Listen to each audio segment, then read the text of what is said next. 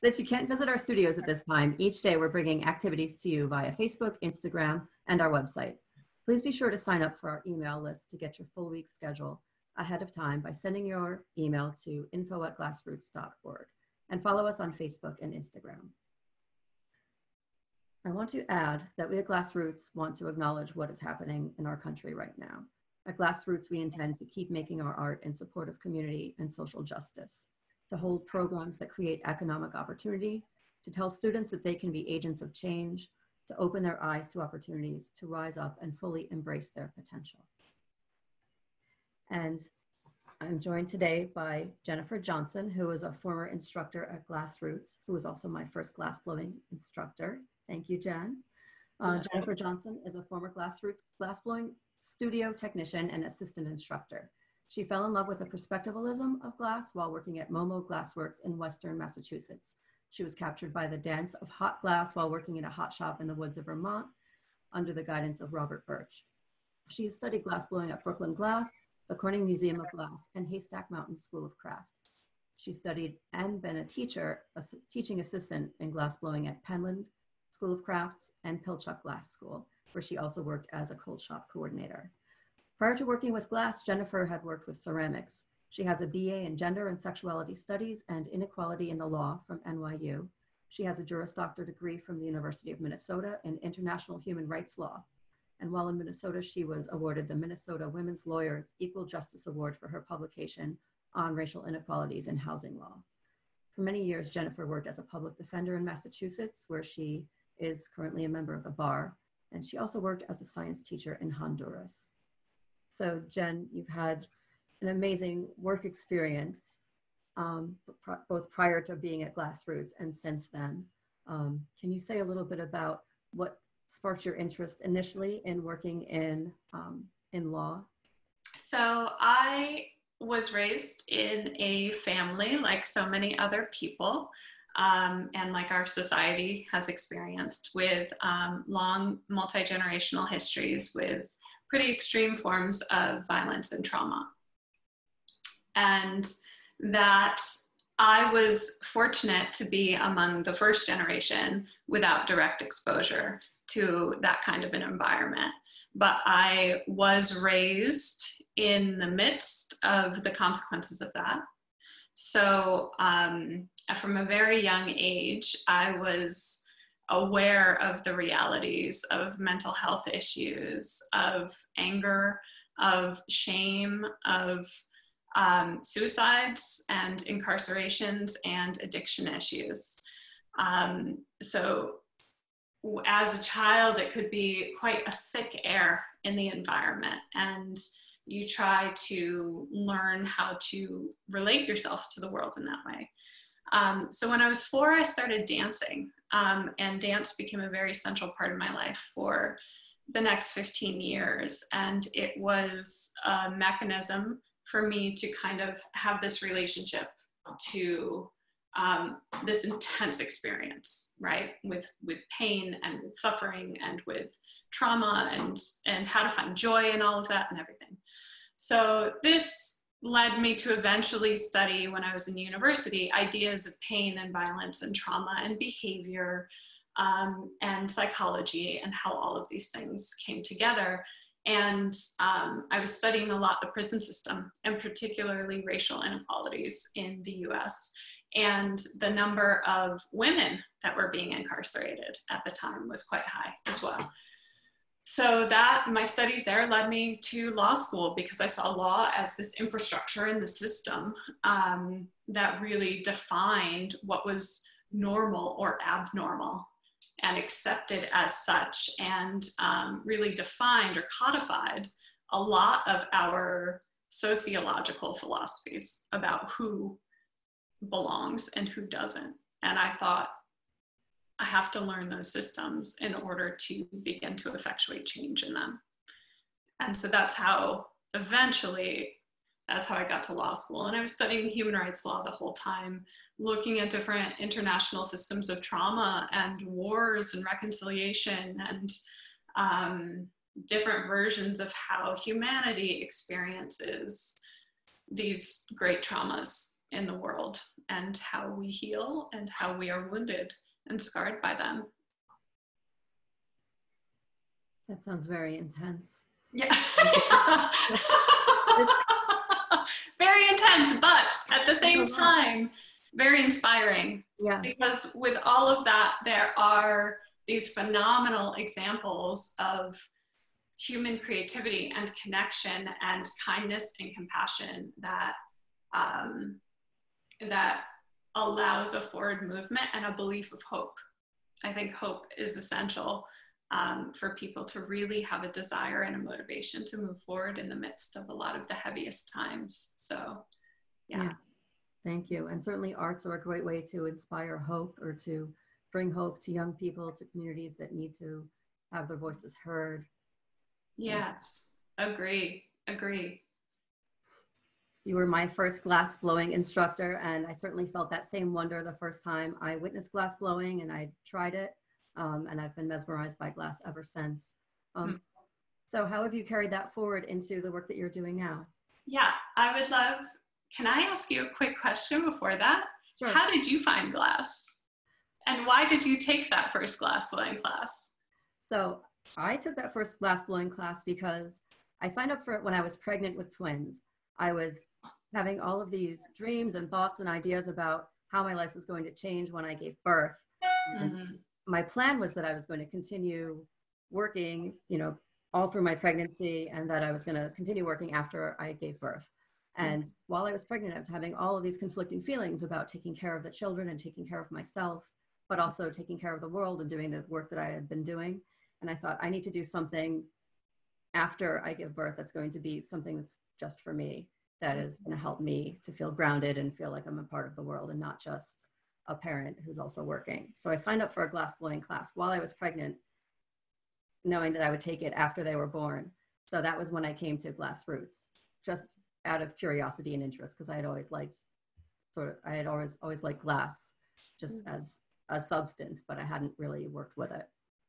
So that was really transformative for me, because I had been doing so much work with traumatized families and children and adults that it really takes a toll on you. And once I started working with glass, it's just so mesmerizing. It really forces you to be in the moment, forces you to sort of experience that sense of flow that lots of psychologists and doctors talk about when they talk about people being in the moment.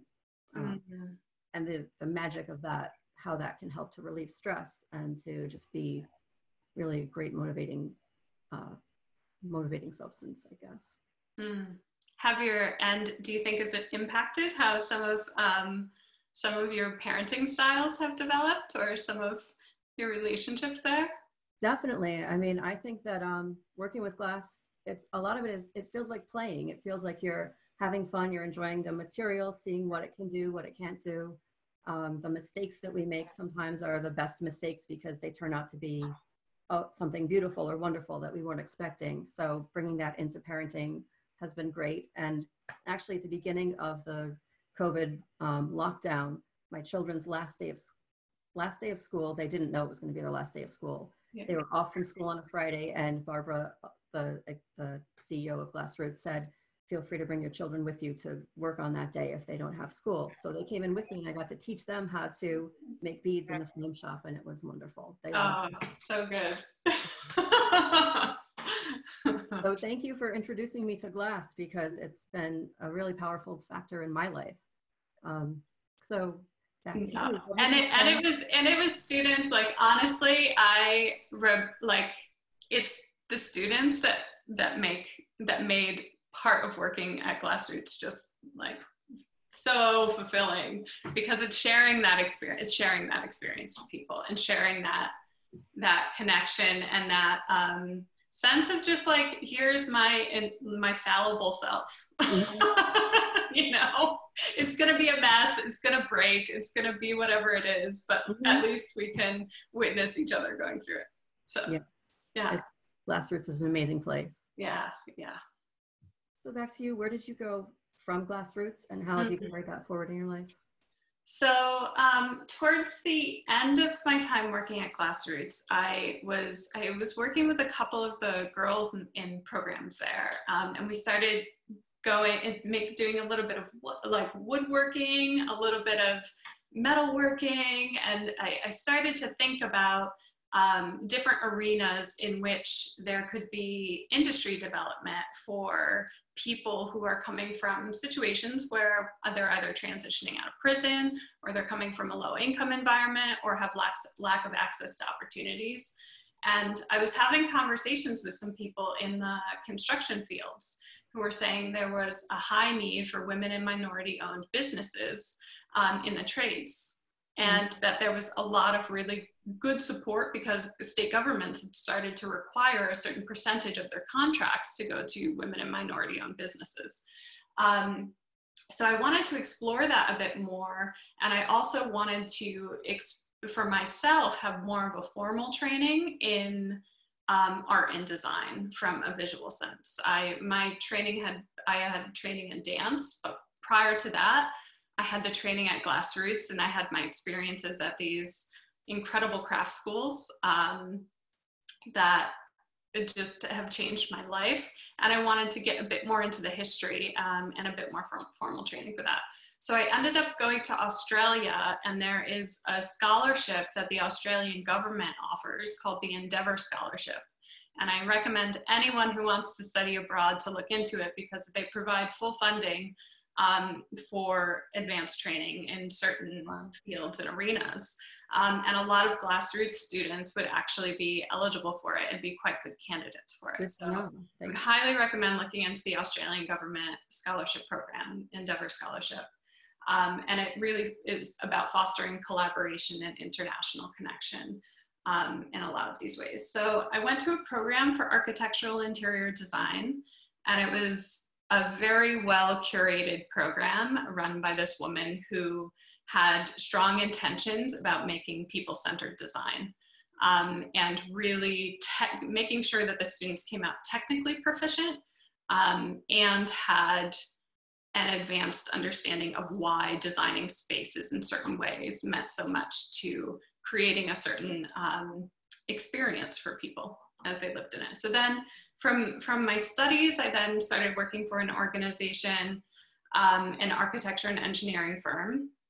It's an international firm, and I was doing design work and also project management work at the same time. So I learned a lot about business. I learned about the fiscal analysis and all of that, and managing things, but it was fascinating because it was international. So there was one project where I was managing a team in 7 different time zones at once. And we were working on projects all over the world. And I've designed spaces now in Calcutta, in India, in Athens, in Tehran. I've worked on projects, Abu Dhabi. It was just, It was all over the place, and throughout Australia. And so it's quite a phenomenal experience. And I had a wonderful team that I was working with. And then I was there for a couple of years, and then ended up transitioning back to the US recently. And so I continued a bit of consulting work for a while. And now I'm here, and there's a lot that will happen at this point. I've been doing a lot of learning of coding and data visualization and working with a lot of data. But also kind of transitioning my focus to get some more formal training in counseling and trauma studies, because ultimately my goal is to be able to work with more of a counseling basis with making and kind of exploring these processes together. That sounds wonderful. Yeah. You've done so many things, to go from law to arts to designing buildings around the world, or designing with a huge team. That sounds amazing. Yeah.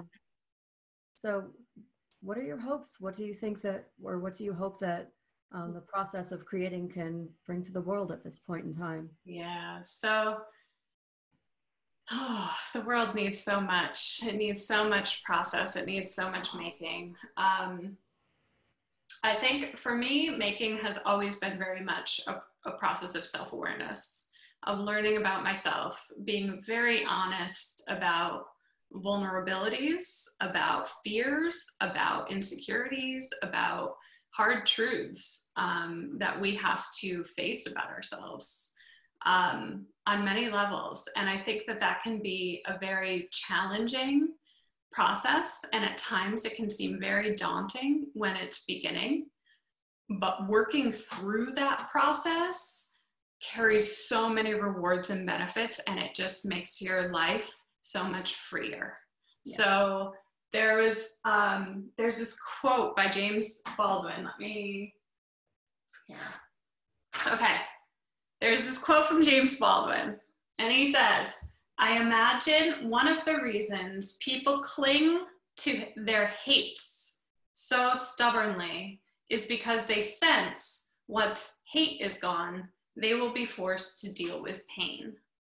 And I think that developing a relationship with yourself so that you can handle sitting with your pain is incredibly important. And until people can do that, there will be blame, there will be hate, there will be violence, there will be judgment, there will be a lack of compassion and understanding. And I think that the making process can be this very safe space for a person to explore their own feelings that can lead to hate and anger and resentment and all of that, and grow beyond it and learn about different perspectives with it. You know, like art in general, like as the maker, the more you sit with something, the more nuanced it becomes, and the more you see the complexity of it, and the more you can see it from different angles. And as an observer of it, as you're exposed to art that other people make, it shows you the different stories out there, and it shows you the way that different people have lived experiences that are completely different from you, but also connected in some way. Yes. You know? And I think any process, and I don't think it has to be making physically, it can be through writing, it can be through walking down the street. It's any process that we intentionally engage with. And to me, that intentional engagement is what carries a part of an artistic process, a human creative process, is trying to do something in a different way or from a different light. And it exposes something new about ourselves, and we learn. Yeah. And the best way to do that is through curiosity and kindness, you know?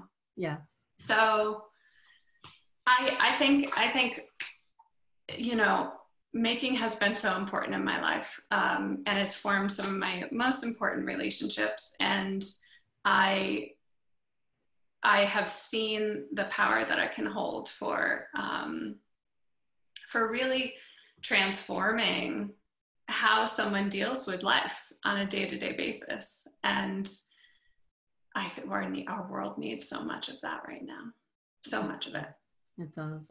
Yeah. And I know we see so many amazing things happen at GlassRoots, and I know that you did when you were there as well. The way that students can change their perspective, can feel a sense of power and belonging, feel that what they make matters, that their lives matter. I think that it's an amazing vehicle for growth and for healing. Mm. I'm hoping we can bring that forward into the world. And what a gift to the world, those voices. Yes. And those perspectives. That's like, if my friend is making this documentary right now on climate change, and she has these interviews that I've looked at, and the most powerful interviews are the ones that she has coming from the kids. You know, it's just so raw and honest and direct, and that's where it's at. And I think part of our role as adults that have been acculturated and habituated into these particular ways of being is to value those voices a lot more and listen to those voices a lot more, and not exploit those voices for our own purposes, you know? Definitely. So and to help them, to empower them to be heard and to feel like they deserve to be heard. Yeah.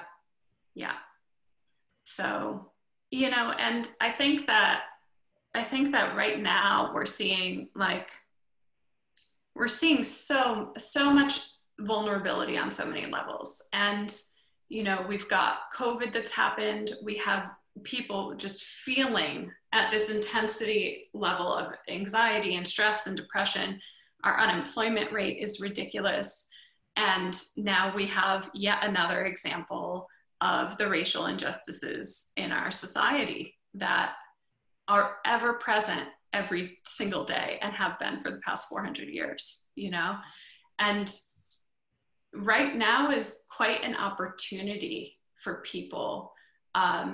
You know, there is a daily rush for many people to take care of kids, to take care of jobs and all of that. But there is a certain level of stripping back. There's a certain armor people put on when they have to go into the office every day. You know, there's a certain like mentality of speed that happens when you're in a car, running back and forth. And for some of that to be stripped away, and for people to be feeling scared and vulnerable at the same time, I think it can create a window of opening and opportunity for more discussions and compassion and understanding and coming to terms with how we're feeling and why we're feeling this way.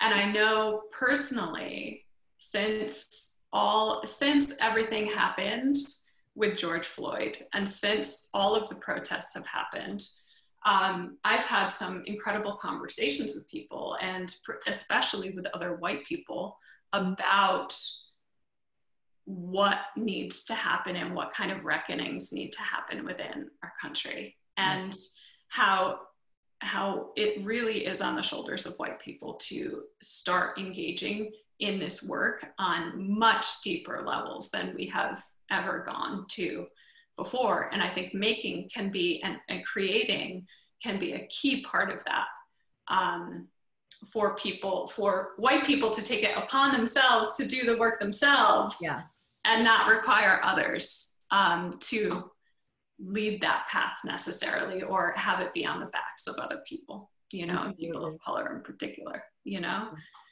So I think white people certainly need to make ourselves vulnerable and explore what's behind our fear, what's behind our reluctance to address things. I'm glad that you said his name. Yeah. And we need to say things like Black Lives Matter, Indigenous Lives Matter, people of color matter. Yeah.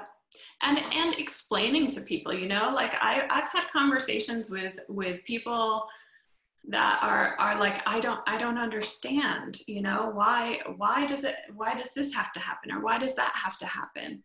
And when we can sit down with someone who doesn't necessarily understand right away, or has a very high level of defense system up and isn't really ready to listen to anything and wants to reject it and push it away right away. Yeah. If we can sit calmly with people, and I think this is where allies are really important to take on this work. If we can sit calmly with people and explain what those different perspectives are, give different types of analogies that people might be able to connect with. How would it feel to you if you were locked inside of that prison and you knew COVID-19 was running rampant throughout, and you knew that you were completely vulnerable to it, and that nobody was listening to you and nobody was caring about your life, and you knew there was a way to get some attention to it, but it was only through a means that would gain attention? Would you engage in that activity or not? You know? And that exact thing happened, where there was a riot, and it turned out that over 75% of the inmate population ended up being positive with COVID-19. And I think if people can be sat down and talked to in a way that is calm and understanding, and providing a space for all of us to make mistakes and all of us to be in a learning process, there is a way that people will open up. Yes. It's just going to be a process, and it's not going to happen overnight. And we just have to keep going at it. That we do. Yes. Yeah. Thank you so much. Thank you. Thank you for everything that you're doing. I'm so glad you're at GlassRoots. Like, I remember how amazing your energy is and your work and all of it. And I'm very, very glad you're there. Oh, thank you. I love being there. Yeah. So thank you so much for talking with me today. This was really amazing. Yeah, you too. Thank you. It's so good to see your face. It's so good to see your face and hear your voice. Yeah. And say thank you for bringing me to the Glass Arts, because it's been so meaningful for me. So I really appreciate it. Yeah. Yeah. And who knows down the road what might happen. True. Yeah. Yeah. Thanks for the work that you're doing right now. It's a really difficult time to be doing the work. So thanks for being in there. Thank you too. Mm. Start over. Thank you for tuning in for this interview. We're glad that we can provide our virtual studios free of charge to our students and the larger community. If you're able to make a gift to support our ongoing operations, please make a donation online at glassroots.org/donate. Thank you for supporting the arts.